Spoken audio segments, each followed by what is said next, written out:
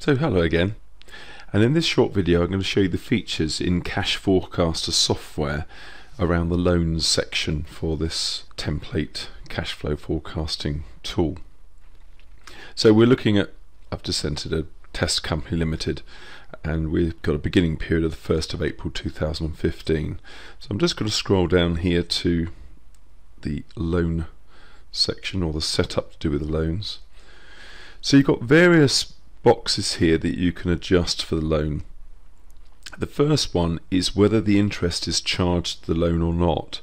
Certain loans within companies, sometimes they charge the interest directly to your bank account, or others, for example say a hire purchase loan, the interest is charged directly to the loan itself. So you've got a facility to change that, because I know in one of my companies I had a loan.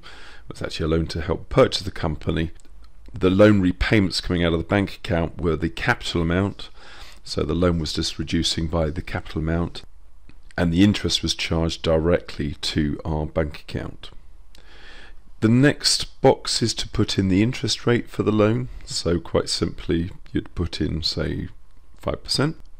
The next one is whether there are any lump payments or not. If there are lump payments, you would change this to yes, and I'll go through that in a bit more detail how that actually works. So I'll leave that for no for the time being. The next one is the term. So let's say this is over 36 months, and then you've got the facility to say when the first payment was, because if for example you took this loan out in say month 3, or you're expecting to take this out in month 3 of your forecasts, and the loan isn't to commence repaying until say month 4, because normally it's a month after you take the loan out, you would actually put in month 4 in that box there. Some loans have a final lump payment, and that's where you would put that in there. So if for example you had £1,000 final lump payment, that's where you'd put that. And then you have the loan name, so you would select from this drop down of what the loan is called. So in this case we've got hire purchase 1. And to change those names, because they're the standard setup within the system, just scroll down here, and these are the various headings. So I've got hire purchase 1, hire purchase 4. So down here with the loan headings, I'm going to change this one here to Barclays loan,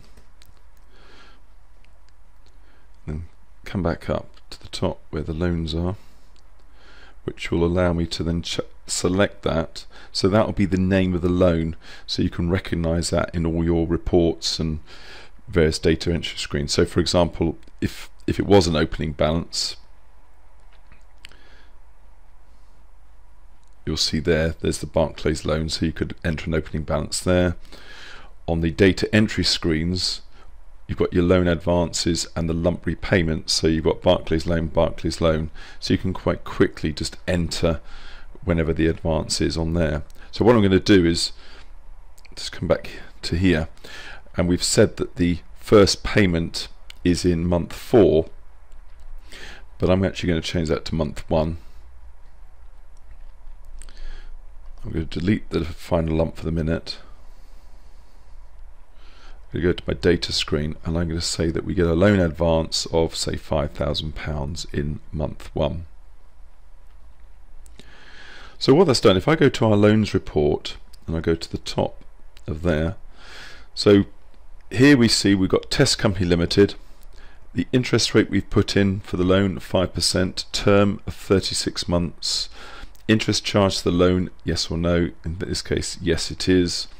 First month of repayment month 1, lump payments no. So it will give you the total repayments, total interest charge, and then the capital, which was the £5,000, and then there was no future lump. So looking here, you'll see that we've got a new loan coming in of £5,000. It's calculated the repayments for us, and then it's charged the interest here, and at the end of month 1 it will carry forward to month 2 the opening balance, which will work its way down, and you'll see that it will go all the way through to year 3. So it's a 36-month term, and you'll see that it clears it off to 0. As with all the reports, we can use the Control N, and notice at the moment, for example, the lump payments, there's a dash in there, and then interest charged to the current account. So if I do Control N, it'll very quickly just close off all the lines that aren't needed. If I want to show them again, Control S, and it will just bring those back again. The other thing is just to show you, in the profit and loss account, it's brought in the interest charge on the loan. It's automatically just slotted that into your financial overheads. And on your cash flow, the loan repayments are coming in there too. And there's the £5,000 coming in on your cash flow. And again, if this was all there was, if I do Control N, what it would do is it will just close off all the other lines. We have our loan advance there and our loan repayments. In fact, there's a VAT payment from an adjustment I was doing on one of the previous videos. I'll just get rid of that for a minute. To show how easy it is to move around. So I'm going to delete that. Back up to my loans. Back to my cash flow. And you'll see the £1,000 disappeared, so I'll do Control No. So now we're just left with just the loan advance and the repayments. And if I move to my balance sheet, it will also, I'll do a Control No, so it just tidies it up so we can just see what we want to see. So it's got cash at bank, because of course we had the loan advance, and that's at the end of 2016, so it will, after all the repayments have been made. And then it's going to split it out between amounts falling due within 1 year and amounts falling due after 1 year, and then of course that clears off, and you've got it in the following year, so you've only got amounts falling due within the 1 year. So I'm just going to show you a couple of the extra facilities. So let's say, for example, we've taken out the loan and we wanted to repay it early, and we wanted to put a lump sum payment in there. Let's say £1,000, for example, in September 2015. If I go back to my loans, you'll see there's a lump that's brought the lump payment in there in September 2015, and it's automatically adjusted the repayments going forward. So it will still leave it to be paid by March 2018. So I'll remove that. Also on the information, remember I was saying about you had the lump payment, so I'm going to put a £1,000 lump that's at the end of it. That could be the way the loan is set up. So I go back to my loans, and you'll see that there's a lump payment in there, the £1,000, and it's adjusted automatically, the repayments and the interest and so on, because of course if there's a lump payment at the end of it, the repayments of capital and the interest will be slightly different. So it's automatically done all that for you, and it's telling you that there's a future lump of £1,000 here too.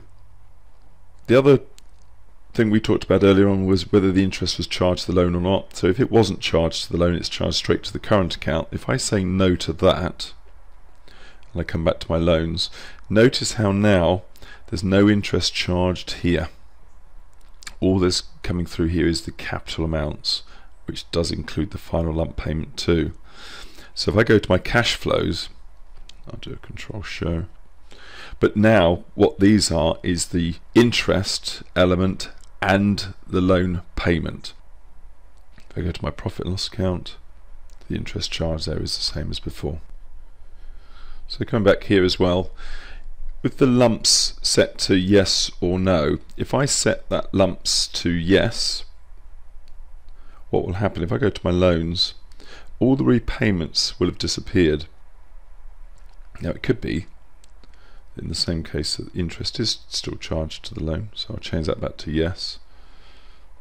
So we've got the interest coming in but no payments. So what it's done is overwritten the payment. So it could be that you've got a loan, it could be from a family or a friend or something like that for the business, and there's no fixed payment term.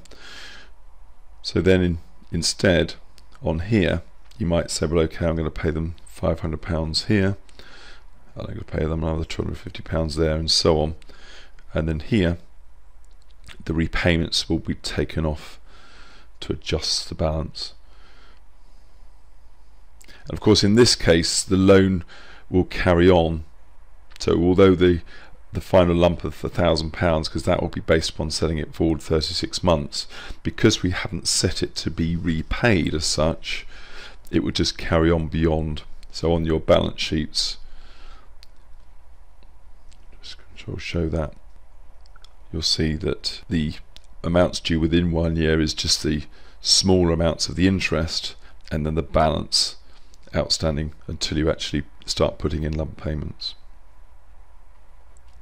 So I think that's pretty much it. It just shows you there's a lot of flexibility within the loan setup that you can play around with all the different types of loan scenarios, and I've tried to do it based upon all the different setups and scenarios that I've come across myself, plus I've had feedback from customers saying, oh, we've got this particular scenario, can you adjust it? So a lot of the upgrades have come from customers using the software, and if you have any other suggestions, then please put those forward, and if I can get those incorporated, I will do. So that's what I have for now. Thank you very much for listening, and bye for now.